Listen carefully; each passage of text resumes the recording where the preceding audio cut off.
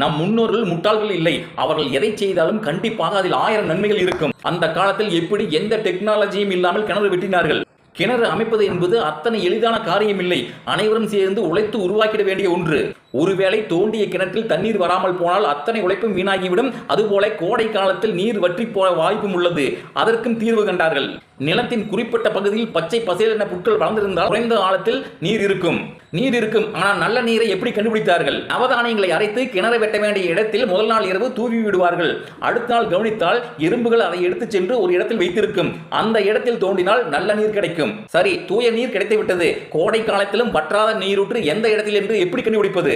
கிணறு வெட்ட வேண்டிய இடத்தின் நிலப்பகுதி 4 பக்கமும் அடைத்துவிட்டு அதில் பால் சுரக்கும் பசுக்களை மேய விடுவார்கள். அது மேய்ந்து விட்டு ஒரு குளிர்ந்த இடத்தில் படுத்து அசை போடும். இப்படி தொடர்ந்து 4-5 நாட்கள் கவனித்தால் அவை ஒரே இடத்தில் படுத்து அசை போட்டுக் கொண்டிருக்கும். அந்த இடத்தில் வற்றாத நீரூற்று கிடைக்கும். நம் பாட்டன் முப்பாட்டன்